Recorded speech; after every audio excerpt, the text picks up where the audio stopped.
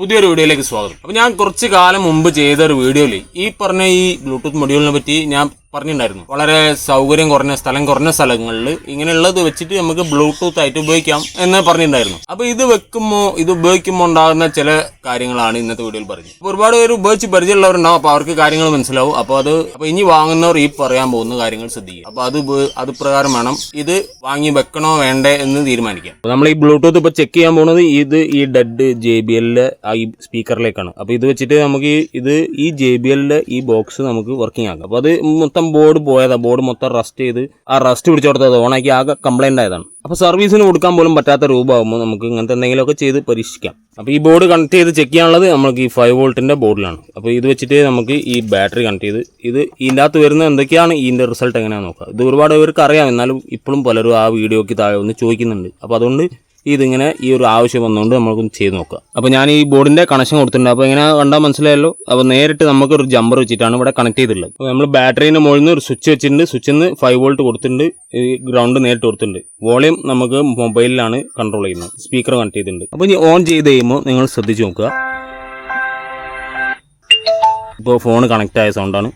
ഒരു ചെറിയ സൗണ്ട്, ഒരു നോയ്സ് നമുക്ക് ചെറുതായിട്ട് ഈ ബോർഡിൽ നിന്ന് കേൾക്കാം. ഈ ബ്ലൂടൂത്ത് ബോർഡിൽ നിന്നാണ് ആ നോയ്സ് വരുന്നത്. അപ്പോൾ ഈ നോയ്സ് നമുക്ക് വലിയ ഹോം തിയേറ്ററൊക്കെ വെച്ച് കഴിഞ്ഞാൽ വളരെ വലിയ ലൗഡ് നോയ്സ് ആയിട്ടാണ് കേൾക്കുന്നത്. അപ്പോൾ ഈ നോയ്സ് ഒഴിവാക്കാൻ നമുക്ക് പെട്ടെന്ന് എന്തായാലും കഴിയുന്ന കാര്യമല്ല. അപ്പോൾ നമ്മൾ എന്ത് ചെയ്യുക, ബോക്സിന്റെ കൂടെ കണക്ട് ചെയ്യുന്നത് ഒഴിവാക്കുക. നമ്മളത് സ്വിച്ച് വെച്ചിട്ട് ഇതിന്റെ ഔട്ട്പുട്ട് സ്വിച്ച് വെച്ച് കണക്ട് ചെയ്യുക. ആ ബ്ലൂടൂത്ത് കണക്ട് ചെയ്യുമ്പോൾ നമ്മൾ ഇതിന്റെ സ്വിച്ച് ഡിസ്കണക്ട് ആവുന്ന രൂപത്തിൽ കണക്ട് ചെയ്യുക. പ്ലേ ചെയ്യുമ്പോൾ ഒന്നും വലിയ കുഴപ്പം കാണുന്നില്ല. നമുക്ക് അത്യാവശ്യം നല്ല വർക്കിംഗ് തന്നെയാണ് കിട്ടുന്നത്. എല്ലാ കാര്യങ്ങളും ഉണ്ട്. അന്നേരം നമുക്ക് നോയ്സ് ഒന്നും കിട്ടുന്നില്ല. നമുക്ക് ഈ സൈലന്റ് ആയിരിക്കുമ്പോൾ പാട്ടില്ലാത്ത ടൈമിലാണ് നോയ്സ് കാണുന്നത്.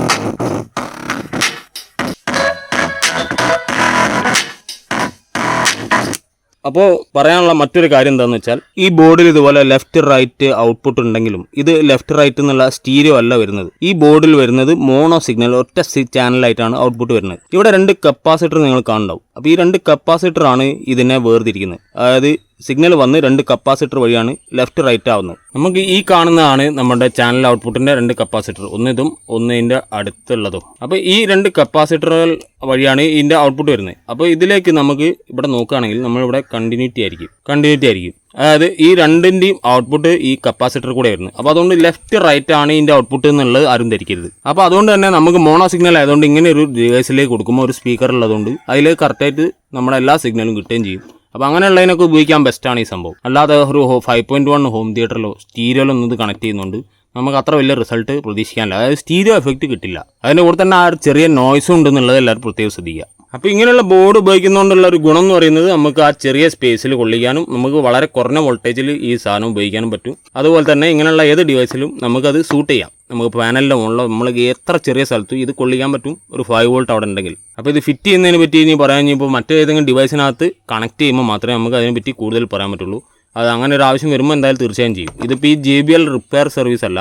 നമുക്ക് ഈ ഒരു ബ്ലൂടൂത്ത് മൊഡ്യൂളിൻ്റെ ആ ഒരു പ്രത്യേകതകൾ എന്തെങ്കിലും ഗുണമുണ്ടോ ദോഷമുണ്ടോ എന്ന് ചോദിച്ചതിനുള്ള ഉത്തരങ്ങളാണ്. അപ്പോൾ സ്റ്റീരിയോ കണക്ഷൻ ഉണ്ടെങ്കിലും സ്റ്റീരിയോ അല്ല ആ സംഭവം ആ ബോർഡിൽ നിന്ന് ഔട്ട്പുട്ട് തരണമെന്നുള്ളപ്പോൾ മനസ്സിലായല്ലോ. അപ്പോൾ ആ സ്റ്റീരിയോ ആയിട്ട് ഉപയോഗിക്കേണ്ട കാര്യങ്ങളിലല്ല ഇത് ഉപയോഗിക്കേണ്ടത്. ഇങ്ങനെയുള്ള വളരെ ഒരു ബുദ്ധിമുട്ടായ സാഹചര്യങ്ങൾ, അതായത് നമുക്ക് വേറെ വഴിയില്ല എന്നുള്ള അവസരങ്ങളിൽ മാത്രം ഇത് ഉപയോഗിക്കുക. വേറെ സ്ഥലമില്ലെങ്കിൽ മാത്രം, അല്ലെങ്കിൽ ഏറ്റവും ബെസ്റ്റ് നമ്മളെ പാനലാണ്. അപ്പോൾ വീഡിയോ ഇഷ്ടപ്പെട്ടാൽ തീർച്ചയായും ലൈക്ക് ചെയ്യാൻ മറക്കരുത്. അപ്പോൾ ഇങ്ങനെയുള്ള കൂടുതൽ വീഡിയോസ് കാണാൻ താല്പര്യമുള്ളവർ ചാനൽ സബ്സ്ക്രൈബ് ചെയ്യുക. മറ്റൊരു വീഡിയോയിൽ കാണാം.